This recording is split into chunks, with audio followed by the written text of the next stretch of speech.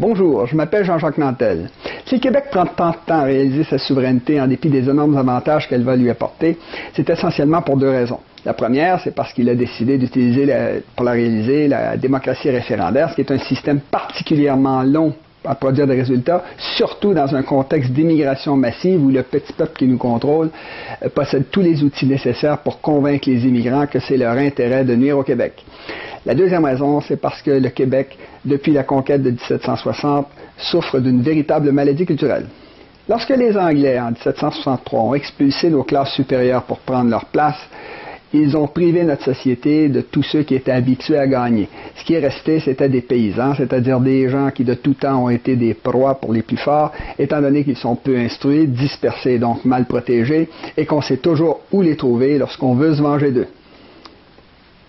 C'est la conquête qui a transformé le peuple québécois en un peuple de perdants. Ce qu'il faut comprendre, c'est que ce n'est pas les Québécois qui sont comme ça, c'est l'humanité. La même aventure est arrivée à tous les peuples qui ont été décapités à la suite d'une défaite militaire. On peut prendre le meilleur exemple, celui des esclaves de l'Antiquité. Quand un peuple vainqueur décidait de transformer un peuple vaincu en esclave, il commençait par tuer toutes ses classes supérieures, c'est-à-dire ses chefs, ses penseurs, ses soldats et tous ceux qui regardaient de travers les vainqueurs. Ce qui restait, c'était des lâches en bonne santé. Dans l'Empire romain, par exemple, il arrivait souvent qu'un propriétaire de centaines d'esclaves s'endorme au milieu d'eux après s'être saoulé dans une beuverie. Et aucun ne profitait de l'occasion pour aller tuer cet individu qui avait vendu leurs enfants et violé leurs filles. Au contraire, tout le monde se dépêchait de remettre la maison en ordre pour que le patron soit fier d'eux au moment de son réveil. Ce qu'il faut comprendre, c'est que la peur guide les êtres humains aussi sûrement qu'un rail guide un train. Ça les rend complètement prévisibles. Dans le cas québécois, c'est après la conquête de 1760 que notre culture est devenue toute pénétrée de timidité, de naïveté et de crainte.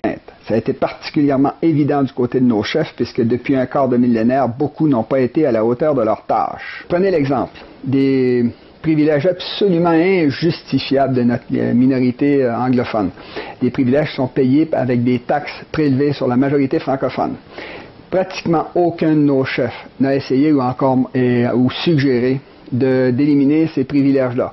Ils avaient peur de passer pour des racistes s'ils ne se laissaient pas voler. Pour eux, c'est de l'extrémisme que de suggérer qu'on rétablisse la justice et l'équité. Si notre minorité anglaise est redevenue aussi arrogante, c'est bien sûr parce qu'elle croit avoir vaincu définitivement la majorité francophone, mais c'est aussi parce que nos chefs se comportent comme des coupables. Notre minorité n'a rien oublié et rien appris. Il faut bien se rendre à l'évidence. Même si le peuple québécois ne rêve que de richesse et de respect, il n'a eu droit au cours des 40 dernières années qu'à 2 référendums, et aucun n'est prévu au cours des décennies à venir, supposément parce que nos chefs ont peur de perdre un 3e référendum. Pourtant, jamais personne n'est parvenu à nous expliquer quel était le danger de perdre un 3e référendum. Mais le Canada anglais va nous rentrer dedans, qu'on nous répond. Allons donc. Ça ne vous suffit pas d'être devenu la province la plus pauvre du Canada. Ça ne vous suffit pas qu'on vous fasse payer la ligne électrique sous-marine que Terre-Neuve est en train de construire pour contourner le Québec, qu'on vous a volé 8 milliards de contrats maritimes pour les donner à la Nouvelle-Écosse et à la Colombie-Britannique, etc., etc. Dans la vie, il y a des raisons et il y a des excuses. Toutes les histoires qu'on nous raconte pour reporter le 3e référendum, ce sont des excuses. Nos chefs n'ont pas vraiment peur de perdre un 3e référendum, ils ont peur d'en gagner un. Là-dessus, l'histoire récente en fournit des preuves absolument irréfutables. Prenons 2 exemples d'hommes politiques qui sont définitivement rentrés dans l'histoire. Un fédéraliste, Robert Bourassa, et un souverainiste, Lucien Bouchard. Après l'échec de l'accord du lac Meach en 1990, les sondages montraient que beaucoup plus que 60% des Québécois étaient prêts à voter oui à n'importe quelle question référendaire. Robert Bourassa a donc dû en profiter pour aller chercher le mandat qu'il voulait, avec la question qu'il voulait, pour aller négocier l'entente qu'il voulait avec le fédéral. Mais il avait peur de gagner le référendum, il avait peur d'être trop fort. Il a donc gagné du temps en attendant que la ferveur populaire baisse, c'est ça qui a fini par arriver. On a revécu la même chose avec Lucien Bouchard après le référendum de 1995. Jacques Parizeau avait compris que la première condition gagnante pour un référendum, c'était d'en tenir un. Comme il avait perdu par un cheveu, lui, ses collaborateurs et en fait tout le mouvement souverainiste ont fait place nette devant Lucien Bouchard pour qu'il aille réaliser la souveraineté. Pendant un bon moment, après le référendum de 1995, les sondages montraient qu'on avait plus que 50% d'appui à la souveraineté. Un homme d'État aurait donc dû en profiter pour régler le problème. Mais on nous a dit que c'était pas pressé de gagner, il fallait laisser le peuple se reposer, se calmer. Lucien Bouchard a même inventé tout un vocabulaire équivoque sur les conditions gagnantes pour convaincre la population qu'il fallait patienter. La vérité, c'est qu'après 35 ans d'efforts pour se rendre à une majorité référendaire, nos chefs ont carrément changé d'objectif et de discours dès qu'on a eu atteint et dépassé 50%. Ça s'est confirmé le soir de l'élection de 1998 quand Lucien Bouchard nous a annoncé qu'on n'avait pas le pourcentage pour faire un troisième référendum. Il s'agissait vraiment d'une excuse pitoyable, étant donné qu'il venait d'obtenir à peu près le même score que Parizeau 4 ans plus tôt, ce qui n'avait pas empêché ce dernier d'obtenir 50% au référendum de l'année suivante. Bouchard savait qu'une élection, c'est pas un référendum. Il savait que beaucoup de gens qui votent un référendum ne votent pas à une élection. Il savait que beaucoup de souverainistes votaient pour d'autres partis, que beaucoup de gens ne lui faisaient pas confiance, ce en quoi ils avaient raison. Et surtout, Lucien Bouchard connaissait les statistiques sur la démographie, sur la natalité, sur l'immigration. Il savait que s'il ne sautait pas sur l'occasion, ça deviendrait toujours de plus en plus difficile de faire la souveraineté, étant donné que le pourcentage des Québécois de souche allait commencer à diminuer. Sidéré. Nous, les travailleurs d'élection qui avions travaillé des centaines d'heures gratuitement et donné des centaines de nos dollars pour le faire élire, on a compris qu'on venait de se faire voler. Le chef avait peur.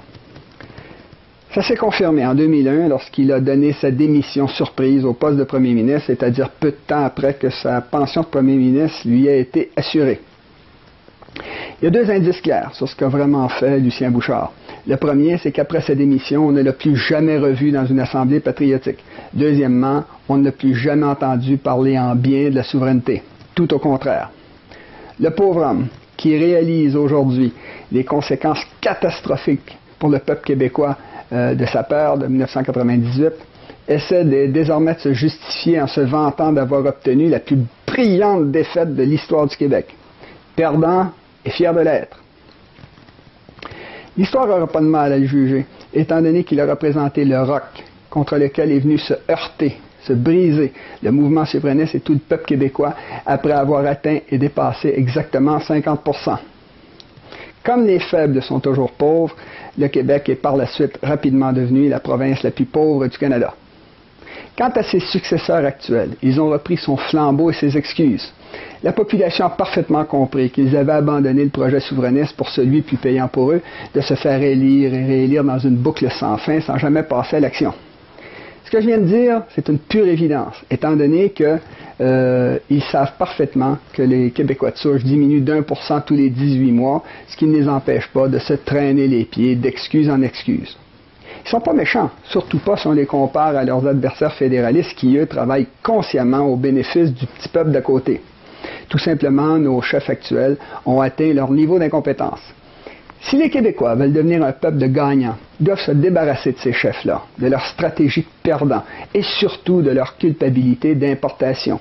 Ils doivent se donner un vrai chef qui va s'entourer de collaborateurs solides comme lui, qui va reprendre la stratégie presque gagnante de Jacques Parizeau, mais en corrigeant les défauts. Ce qui veut dire qu'il devra refaire l'unité des souverainistes, ce qui ne sera pas difficile étant donné que tout le monde est d'accord, qu'il devra promettre un référendum dans les premiers mois de son premier mandat de façon à éviter l'usure du pouvoir et de se donner le temps de réaliser la souveraineté, et qu'il devra se servir des longs mois passés dans l'opposition, inactif, pour faire une promotion active de la souveraineté en utilisant les arguments qu'on n'a jamais utilisés, qui sont pourtant nos plus puissants, c'est-à-dire les arguments moraux, les arguments géopolitiques et les arguments économiques. C'est dans le domaine moral où nos arguments sont les plus solides. Regardez tous les avantages qu'obtient un petit peuple comme les Israéliens en jouant à la victime. On les laisse faire toutes sortes de choses qui seraient considérées comme des crimes si c'était commis par des peuples comme les Néo-Zélandais ou les Suédois. Les Québécois, et là je parle des Québécois de souche, doivent réaliser qu'ils représentent une véritable superpuissance morale, que dans le domaine moral, ils sont très supérieurs à un peuple comme les Canadiens anglais qui ont commis toutes sortes de crimes contre les Acadiens, les Québécois, les Métis de l'Ouest ou les Aborigènes.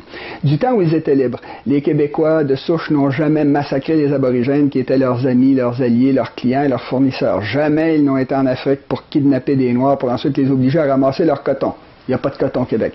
Jamais ils n'ont brutalisé les Juifs. Non seulement les Québécois ne doivent pas d'excuses aux Juifs pour l'Holocauste nazi, mais ils sont en droit d'exiger des remerciements pour tout le sang que nos hommes ont versé par milliers pour vaincre les nazis, pour tous les pleurs que nos femmes ont versés lorsqu'elles ont perdu un père, un frère, un fiancé, un mari, un fils, un petit-fils à la guerre, pour toutes les sueurs de nos travailleurs d'industrie qui travaillaient de 12 à 14 heures par jour pour faire marcher la machine de guerre. Où, sur la planète, les Haïtiens, par exemple, admettent-ils être le mieux traités au Québec? Où, au Canada, les Autochtones admettent-ils être le mieux traités au Québec? Où, sur la planète, une minorité linguistique jouit-elle des privilèges les plus aberrants au Québec? Où, sur la planète, les Juifs se font-ils payer par la majorité un hôpital et des écoles qui fonctionnent dans la langue de la minorité au Québec? Comme le Québec est plus pauvre que le reste du Canada, d'où provient donc l'argent qui sert à financer un traitement si privilégié de nos minorités, pour nos minorités? C'est très simple, ça vient des poches des Québécois de souche. Les Québécois de souche doivent apprendre à parler haut et fort comme la superbe puissance morale qu'ils représentent. Nous ne devons jamais laisser nos adversaires tourner la table sous notre nez pour nous donner des leçons de morale ou pour nous accuser de racisme. C'est à nous à donner des leçons de morale et pas à eux. Si les arguments moraux sont les plus puissants de notre arsenal politique, ce sont les arguments géopolitiques qui sont les plus convaincants. Avec des cartes, il est possible de montrer que le Canada est un pays artificiel qui est une longue bande de territoires dispersés qui n'ont pas de relation les uns avec les autres. Il est possible de montrer avec des cartes que le Québec n'a jamais reçu sa part des investissements fédéraux dans le domaine des infrastructures. On peut montrer la puissance géographique d'un Québec souverain lorsque viendra le temps de négocier avec le Canada anglais ou même les États-Unis. En comparant la situation géographique et économique du Québec avec celle de pays souverains, on peut montrer que la souveraineté du Québec est dans la nature des choses, qu'elle obéit à des lois naturelles de concentration et d'économie d'énergie. Autrement dit, qu'elle est inévitable à long terme, et ça même si nos adversaires réussissent à remplacer la population actuelle par une autre. Dans le domaine des arguments économiques, nous ne devons plus laisser les fédéralistes dire qu'eux s'occupent d'économie et nous de culture. Parler de souveraineté, c'est pas des vieilles chicanes qui concernent des vieux papiers poussiéreux. Faire de l'argent et devenir riche a toujours été d'actualité. C'était d'actualité il y a 10 000 ans, ça sera d'actualité dans 10 000 ans. Si nos chefs doivent peaufiner leur discours pour convaincre la population, ils doivent également analyser les raisons pour lesquelles différents groupes de pression ont voté et votent encore non. Au Québec, 18 ans après le référendum de 1995, un énorme travail d'éducation est à faire, étant donné que au Québec, les plus jeunes n'ont jamais entendu les vieux arguments en faveur de la souveraineté et les plus vieux n'ont jamais entendu les nouveaux. Du côté des plus riches, bien sûr, on n'a pas beaucoup d'espoir de les convertir, étant donné que le système les a toujours bien servis. Cependant, il est clair que leur foi fédéraliste diminue, d'abord parce que nos millionnaires sont de plus en plus des francophones, et ensuite parce qu'ils doivent souvent éponger d'énormes pertes qui sont causées par les sabotages du Canada anglais.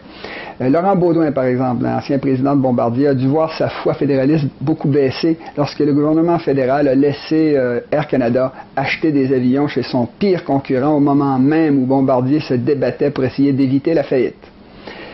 Du côté des immigrants, un énorme marché s'ouvre pour les souverainistes, étant donné que 95% d'entre eux ont voté non au référendum de 95. Le sujet est tellement important, tant pour les immigrants que pour nous, que j'en traiterai en détail dans une autre vidéo où je montrerai comment il est possible de convaincre plusieurs groupes parmi les immigrants. Je ferai remarquer que si les immigrants nous ont fait perdre le référendum de 95, ils pourraient bien nous faire gagner le prochain si on sait s'y prendre correctement. Pour ce qui est des régions du Québec, nos nouveaux leaders devraient devrait promouvoir un concept de développement qui obéit aux lois de la géopolitique.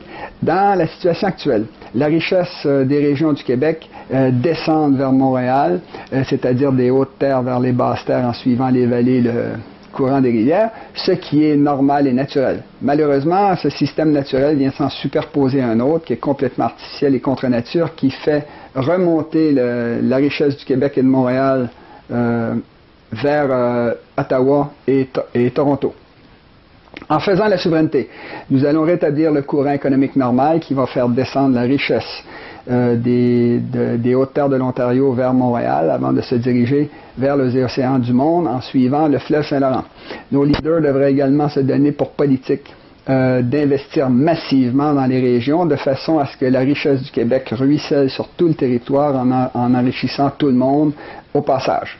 De cette façon-là, on pourrait par exemple donner une aide à la natalité massive dans toutes les régions en voie de dépeuplement et où les immigrants refusent d'aller s'installer. On pourrait développer la Gaspésie en investissant massivement dans le développement de ses ressources pétrolières. Le bas du fleuve recevrait la marine québécoise de très nombreux contrats maritimes et entre autres des contrats de construction des plateformes de forage pétrolier. On pourrait développer les universités, les centres de recherche de villes comme Trois-Rivières et Rimouski en les orientant uniquement vers les besoins de nos régions à nous. Dans le cas du Saguenay-Lac-Saint-Jean, comme il s'agit de l'axe de pénétration qui pénètre le plus profondément vers le centre du Québec, on devrait équiper le Lac-Saint-Jean d'un réseau de routes qui rayonnerait vers le nord du Québec et on devrait développer le port de Saguenay, le port océanique de Saguenay, de façon à ce que cette région devienne industrielle et qu'elle puisse s'exporter facilement vers le reste du monde en descendant le Saguenay et le Saint-Laurent. Avec des politiques de ce genre, on pourrait facilement gagner une élection. Dans la prochaine vidéo, je vais montrer qu'il serait également très facile de gagner un troisième référendum en autant qu'on en tienne un. Ce que j'ai proposé dans la présente vidéo aux Québécois, c'est d'arrêter d'avoir honte de crimes et de génocides que nous n'avons pas commis, d'arrêter de nous laisser détrousser sans réagir par les Anglo-Québécois ou par Ottawa et Canada anglais. Bien sûr, pour beaucoup de Québécois, c'est quelque chose de tout à fait aberrant de suggérer que le peuple québécois, et notamment ses leaders, puissent commencer à penser, à parler et à agir comme des gens normaux habitant un pays normal. Cependant, comme la politique du gentil-gentil ne nous a amené que des déboires, des humiliations et encore plus de pauvreté, pourquoi est-ce qu'on n'essaierait pas le courage? Puisque nous sommes une superpuissance morale, pourquoi ne commencerions-nous pas à dire la vérité, toute la vérité, rien que la vérité, exactement comme Jacques Parizeau le fait au soir du référendum de 1995?